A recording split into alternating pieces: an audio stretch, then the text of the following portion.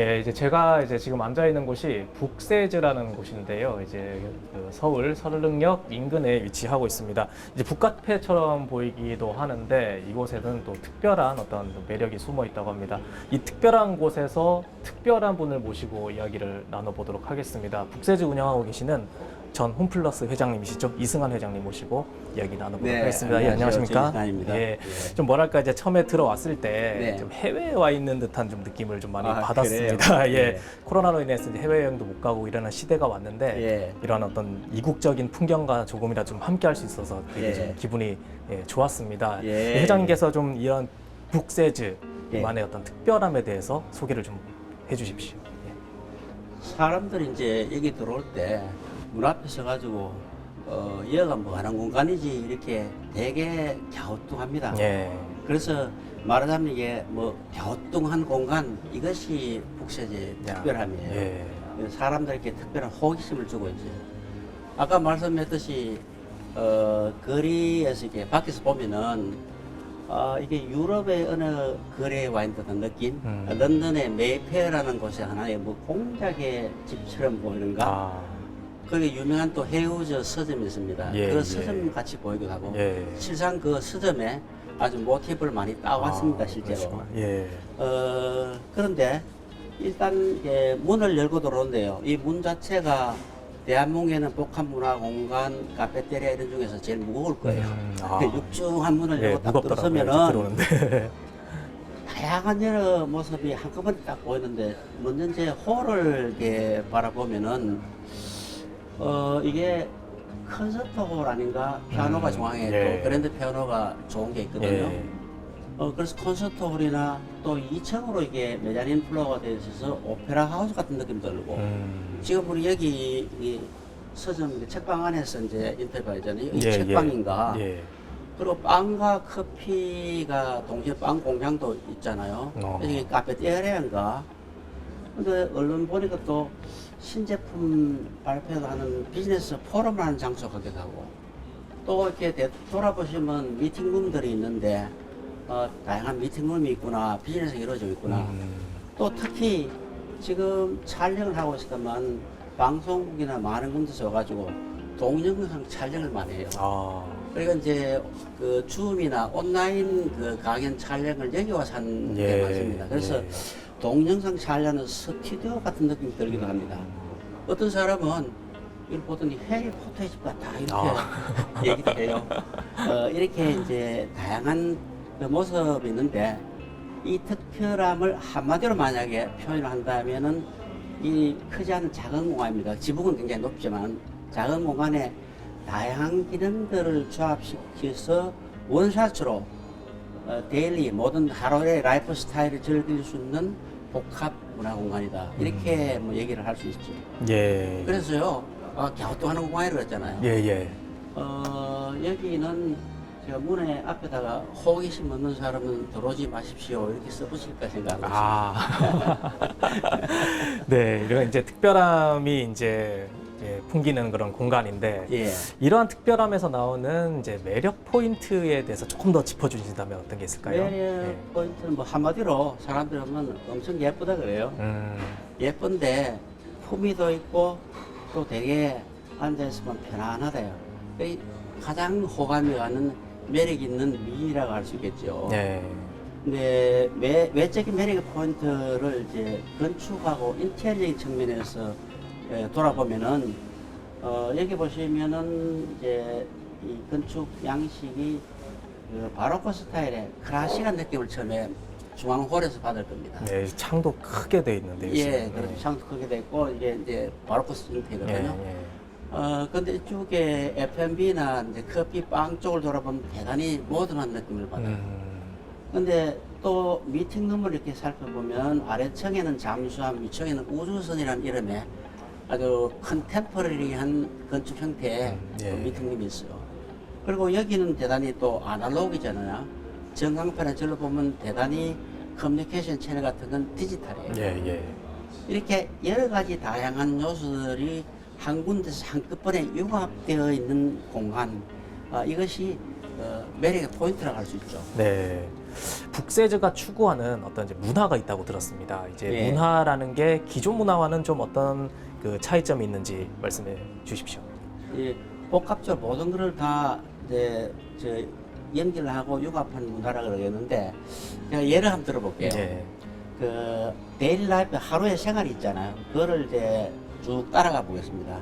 그 아침에는 차분한 클래식 음악을 들으면서 간단한 식사, 뭐 빵, 커피를 들으면서 세상 돌아가는 강의를 듣습니다. 이게 평생 이렇게 뜻만 있어 배울 수 있는 학의 문화라는 게 있고요. 예. 배울 학자. 예. 점심 때는 경쾌한 팝 음악을 들으면서 사람들하고 만나고 식사, 음료 이런 걸 들으면서 삶을 쉬어가고 리프레시하는 휴의 문화 공간 네. 이렇게 얘기할 수 있거든요. 오후에는 뭐 아는 사람들하고도 만나서 또 비즈니스 미팅이 왕성히 이루어지는데 코로나 그 이전에는 저 우주선 룸에서요 아주 훌륭한 M&A 기업 인수 합병이 잘 성사됐습니다. 그래서 실제로 이제 그런 예, 또 이런 공간에 예. 그 기업의 M&A 같은 것도 그 딜하면서 성사시킬 수 있는 예. 여기 오면 다 성사됩니다. 아. 그래서 이걸 대단히 역동적으로 이해하는 동의 문화가 이게 또 숨어 있어요. 저녁에는 음악 공연이 있고 그다음에 철학과 인문학, 뭐 과학과 경영에 대한 강연이 있어가지고 배우고 익히고 느낄 수 있는 감의 문화가 이제 있죠. 예, 예. 그리고 퇴근하고 나잖아요.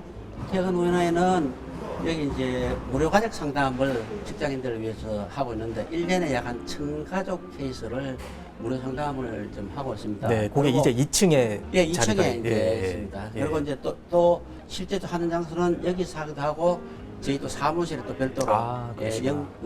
저 상담소가 있습니다. 예, 여기서 하기도 합니다. 예. 그리고 이제 폴 포처 여기 공연을 했잖아요. 네, 들었습니다. 자선 공연을 했어요. 예, 자선 공연을 하면서 좀 작은 도움들을 여기 참여하시면 사회에 작은 도움을 드리는 거예요. 특히 그 휴일에는 개인적으로 와서 공부하고 몰입하고 또 깊은 사회도 하고 그래서 세상 변한 세상 새말 새몸집 이렇게 새롭게 도전해야 되겠다는 신의 문화. 예, 새말 새몸집. 새로운 신의 문화. 예. 이런 여러 가지 문화들이 한꺼번에 이제 즐길 수 있는 아침부터 저녁까지 데일리 라이프 이게 라이프 스타일을 제공하는 문화니까 딴 데하고 전혀 좀 다르다고 생각합니다. 예, 스타벅스도 이제 문화를 판다는 이제 그런 말이 있잖아요. 그리고 이제 실제 또 문화 예술의 중심지인 또 예술의 전당이라는 것도 있는데 이런 것들과는 좀 어떤 차이점이 있습니까? 뭐 스타벅스라든지 이런 데하고 이제 차이점을 보면은 네. 기존 그 카페테리아든 식당이든 예술의 전당 같은 데든 간에 네, 네. 여러 가지 복합적 지금 말씀드린 그런 문화들을 한꺼번에 동시에 만날 수는 없잖아요. 그렇죠. 네, 예를 들면 스타벅스에서 아침에 커피는 마실 수 있지만 세상 돌아가는 강연 듣기는 힘들죠. 네, 네. 오후 시간에 비즈니스 미팅하고 M&A 뭐 딜하는 그 얘기하기는 그렇게 분위기가 안 될 거예요. 네, 네. 저녁에 뭐 자선 공연이나 무료 가족 상담 이런 게 있는 건 아니잖아요. 근데 예술의 전당 같은 거는 음악은 들었었지만 좀 먹고 마시고 쉬고 즐기려면은 이건 또 자리를 다 옮겨야 돼요. 그렇습니다. 이걸 배우려고 또 예. 다 또 강의실로 또 옮겨야 돼요. 예. 예. 국세지에서는 이제 한 공간에서 이게 그다지 크지 한 작은 공간에서 다양한 컨텐츠 문화를 동시에 만날 수 있는데 이거는 세계 최초예요 사실은. 근데 모든 다양한 문화가 한 장소에 복합되어 있느냐 하는 것이 네. 스타벅스 예술인의 큰 차이점이거든요. 예, 예.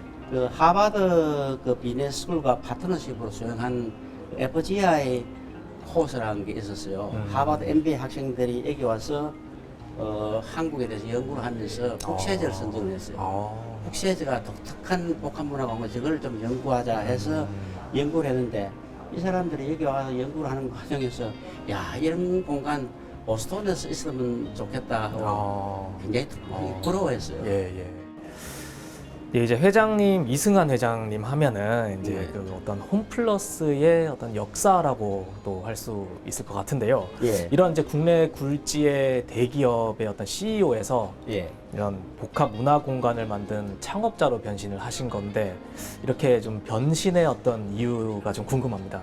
예. 예, 저는 이제 그 의미 있는 좀 일을 하고 싶었어요. 예. 예, 삼성과 홈플러스에서 제가 뭐 한 일은 굉장히 성공의 일, 성공의 인생을 추구했다 그러면은 이제 남은 인생은 그 의미의 인생, 의미 있는 일을 좀 하고 싶다는 네. 생각이 들었습니다. 네.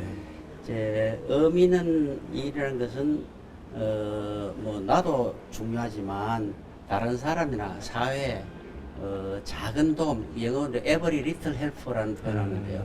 이 작은 도움을 줄 수 있는 게 의미 있는 거 아니냐, 그렇게 생각을 했습니다.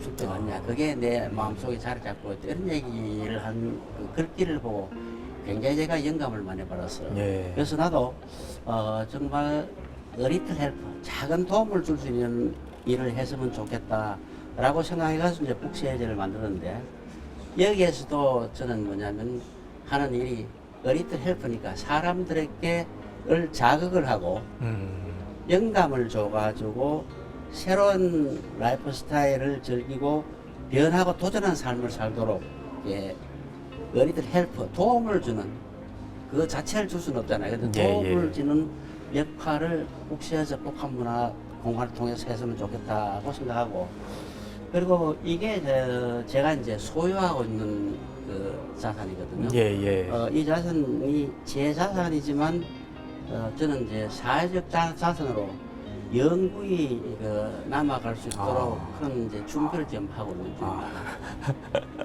정말 진짜 많은 또 도움을 주기 위해서 고민을 하신 그런 좀 흔적이 좀 느껴지는. 저도 이게 뭐 다 작은 일이지만 예, 예. 여기 이제 불씨가 되어서 예. 이런 것들이 우리나라에 예. 많이 이제 만들어졌으면 하는 그런 기대감을 가지고 있죠. 아, 예. 예, 정말 대단하십니다. 예. 이제 골목 문화라는 표현을 좀 써봐야 될 것 같은데요. 예. 이제 회장님께서 이 골목 문화에 좀 주목을 하신다고 들었습니다. 예, 예. 그 이유는 좀 어떤 게 있을까요? 골목길이요. 사실은 국가 경제 성장을 견인하고 국부를 창출하는 기본이 되기 때문입니다. 왜 그러냐면은 이제 특히 내 코로나 이후 삶을 한번 얘기해 볼게요. 예, 예. 이제 굉장히 가족 중심으로 변하고, 이 가족 중심이니까 결국 동네 중심의 그 삶으로 변하게 돼 있어요. 바뀌게 되죠. 네. 이제 골목길이 결국 동네 생활의 중심이 되잖아요. 네네. 그래서 이 골목길이 잘 되면 좋은 동네가 만들어지고 좋은 도시가 이루어지고 좋은 국가가 이루어지는 거예요. 그래서 골목길을 걷고 싶고 또 머물고 싶고 즐길 수 있는 골목, 이걸 만들어야 되겠다. 이게 만들어지면 나라가 좋아진다. 살고 네. 싶은 나라 된다. 네. 그게 경쟁이 되고 이제 국부를 형성하게 되죠.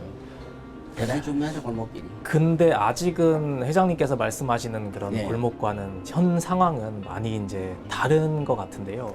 예, 우리나라 현재 한국 골목 문화는 좀 어떻게 보십니까? 골목 문화가 어떤 방향성이 없어요. 네. 이게 이제 골목이 뭐냐면은 그 사람 중심의 골목이 돼야 되죠. 뭐 지금 뭐 골목 보면 사람 이게 비행기 가지고 정말 다니 불편하거든요. 네. 배려하고 포용을 해야 되는 그런 골목이에요.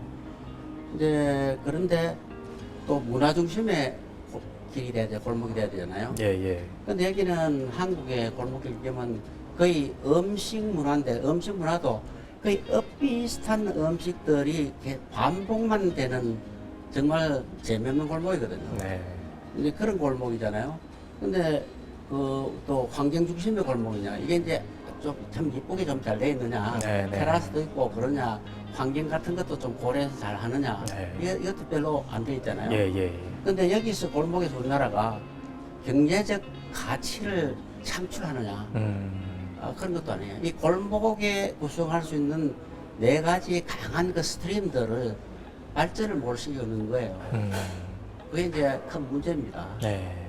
잠깐 그런 어떤 떴다가 좀 또 잊혀졌다가 이런 현상도 많이 볼 수 있거든요. 그러면서 이제 젠트리피케이션도 발생하고 좀 그런 부분이 아직은 좀 그게 이제 왜 그 젠트리피케이션도 발생하는데 그게 결국은 이제 그 정책의 문제예요.